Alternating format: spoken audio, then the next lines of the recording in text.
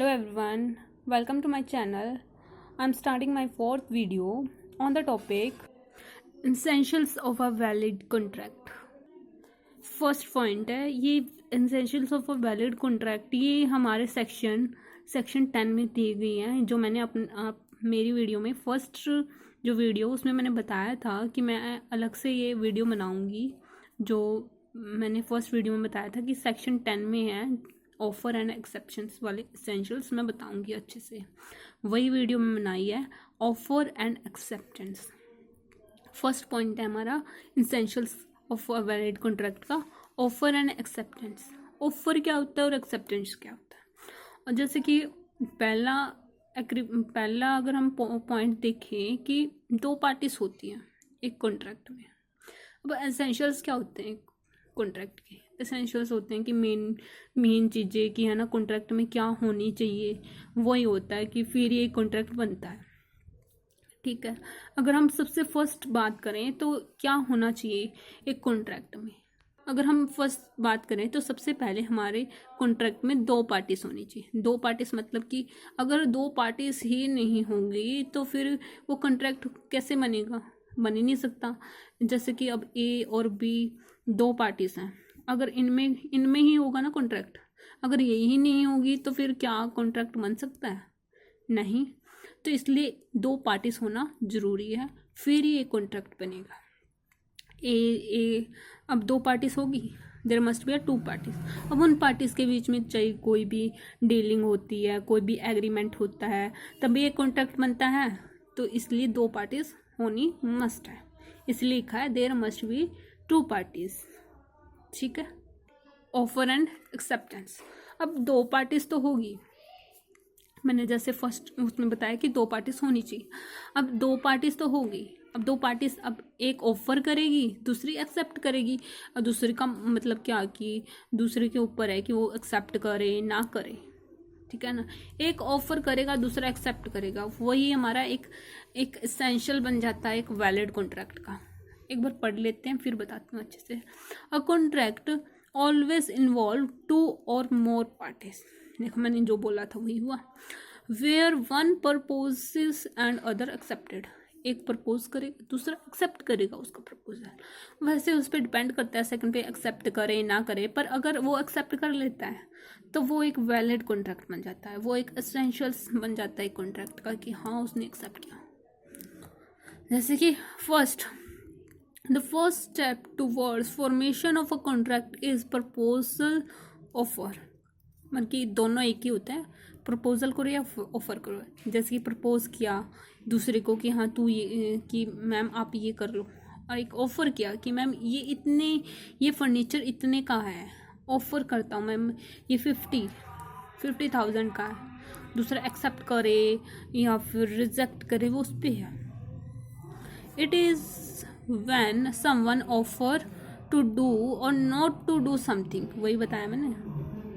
ठीक है ना, example A proposes to buy B's house. A ने प्रपोज किया कि आप बी का हाउस लो। The Indian contract act defines proposal in its interpretation clause section 2A। अब क्लोज सेक्शन 2A जो है प्रपोजल की डेफिनेशन बताता है, जो इंडियन कॉन्ट्रैक्ट एक्ट में बताई गई है हमें, वो देखते हैं। The Indian contract act when a person express his desire to do or not to do something with the view of getting their approval for the same is said to be making a proposal. इसमें क्या है कि वही जो मैंने बताया था कि एक देगा दूसरे को प्रपोजल देगा। अब दूसरे पे के ऊपर है वो एक्सेप्ट करे या नोट ना करे, वो दूसरे के ऊपर होता है। वो है प्रपोजल करना कि हम दूसरों को प्रपोज कर रहे हैं कि ये इतने की है, वो प्रपोजल करना। एक्सेप्टेंस, अब दूसरे का सेकंड पार्टी का क्या काम होता है? फर्स्ट पार्टी का काम होता है प्रपोज करना, दूसरी पार्टी का काम क्या होता है? एक्सेप्ट करना। The second step is accepted of that proposal is defined in section 2B। अब वो किसमें सेक्शन 2B में डिफाइन किया। Example, B accept as offer of buying the house. जो मैंने यहाँ बोला था, ए ने ऑफर किया कि हाउस के लिए बोला था ना, ए proposes to buy B's house. वहीं यहाँ है be accepted his offer buying the house. ठीक है, अब 2B में भी वही डेफिनेशन बताई है। The Indian contract act when that person to whom the proposal was communicated to give assent of it is said to have accepted the proposal. Just like an offer and acceptance of an offer should be defined and the clear. Offers defined clear होना चाहिए उनका offer, not be ambitious and should be duly communicated to be proposals. मतलब कि है ना, साफ सुथरा होना चाहिए, मतलब कि अच्छे से बताया होना चाहिए, कम्युनिकेट उनके बता देना चाहिए, क्लियरली बताना चाहिए, ऑफर क्लियरली करना चाहिए, कोई भी ऐसा नहीं। लॉफुल कंसिडरेशन, मैंने हर वीडियो में बताया है कि कंसिडरेशन क्या होता है और लॉफुल कंसिडरेशन क्या होता है, हर वीडियो में बताया।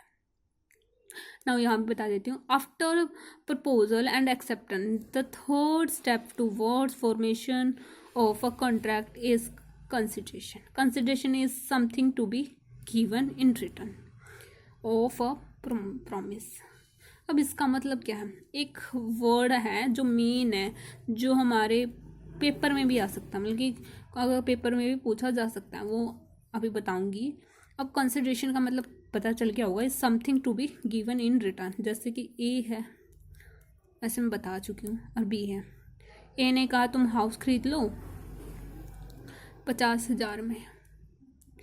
अब ए हाउस दे रहा, बी क्या दे रहा है, 50,000 रुपये। तो ये हुआ हमारा कंसिडरेशन। ए ने हाउस दिया, बी ने पैसे दे रहा है, तो is something to be given in return. Something to be given in return, ये हाउस दे रहा है तो रिटर्न में इसे क्या मिल रहा है, पैसे मिल रहे हैं। देखो मैंने कहा था the legal maxim is quid pro quo. इसका मतलब क्या होता है, ये आ सकती है, एक इम्पोर्टेंट मैक्सिम है ये, कि इसका मतलब क्या होता है, समथिंग फॉर समथिंग। ठीक है ना, कि समथिंग फॉर समथिंग, उस जैसे कि पीछे मैंने बताया था, ए हाउस देगा, बी पैसे देगा, इसलिए समथिंग फॉर समथिंग। ठीक है ना, ए has to pay a price of ₹1 crore to buy his house. Clear, अब इतना समझ में आ गया होगा। Consideration has been defined under section 2 clause C of the Indian contract act. ये पढ़ना, जरा पढ़ के देखना, अच्छे से समझ में आएगा आपको। चलो मैं अभी पढ़ के दिखाती हूँ, बताती हूँ आपको। Indian contract act when at the will of promisor the promisee or any other person with interest in the agreement does or abstain from doing something in a present or in future is given consideration for that proposal. समझ में आ गया हो consideration क्या होता है, easy language में बताया मैंने कंसिडरेशन क्या होता है। However, the para does or abstain from doing does not imply unlawful activity or restraint. That's clear. Does or abstain from doing does not imply मतलब कि उसके ऊपर होता है कि करे ना करे, उसका मतलब क्या होता है कि वो ये अनलॉफुल नहीं होता, मतलब फिर वो क्या होता है, वो कॉन्ट्रैक्ट नहीं रहता। अगर वो कंसिडरेशन नहीं करेगा, ए और बी ये हाउस दे रहा है, ये पैसे नहीं देगा, तो ये कॉन्ट्रैक्ट नहीं बनेगा, तो कंसिडरेशन पहले होनी चाहिए। The act says that agreement with unlawful consideration is void. मैंने कहा था वो वॉइड, वो कॉन्ट्रैक्ट नहीं होगा, मैंने अभी बताया। तो अनलॉफुल इज वॉइड। देखते हैं, अच्छा है। A promise a seat in government medical college to be who does not have a good rank for consideration of ₹1 crore. The contract is void. क्यों अवॉइड, क्योंकि ए ने कहा कि हाँ मैं तेरे को, जैसे कि ए और बी के बीच में कॉन्ट्रैक्ट हुआ कि हाँ कि मैं इसके अच्छे नंबर नहीं आ रखे थे मेडिकल में, कि मैं तेरा एडमिशन करवा दूंगा मेडिकल में, और ये इलीगल हुआ, वॉइड हो गया, ये अनलॉफुल हुआ, क्योंकि ये कह रहा कि मैं तुझे 1 करोड़ रुपए दूंगा और ये कह रहा कि मैं तेरा एडमिशन करवा दूंगा, तो ये अनलॉफुल हुआ कॉन्ट्रैक्ट, ये इन्फोर्सेबल हुआ कॉन्ट्रैक्ट, इलीगल हुआ, वॉइड हो गया, तो ये इन्फोर्स नहीं होगा, ये माना नहीं जाएगा कॉन्ट्रैक्ट, ठीक है ना। Section 25 of the act mention that agreement without consideration are void, यार बता चुकी हूँ ये, and hence there can be no contract without consideration, ठीक है।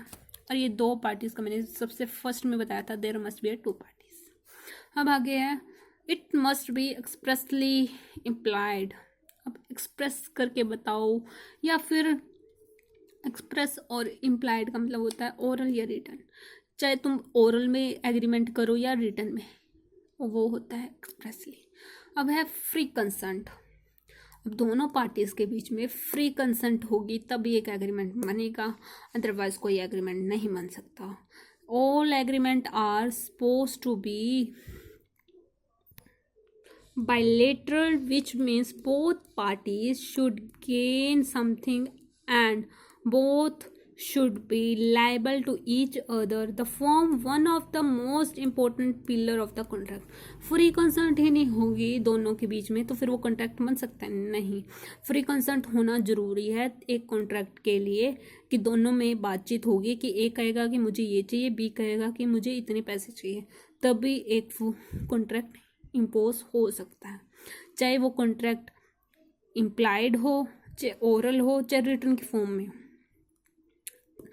उससे कोई फ़र्क नहीं पड़ता। फ्री कंसेंट होनी चाहिए, कंसंट्रेशन होनी चाहिए एक दूसरे के बीच में।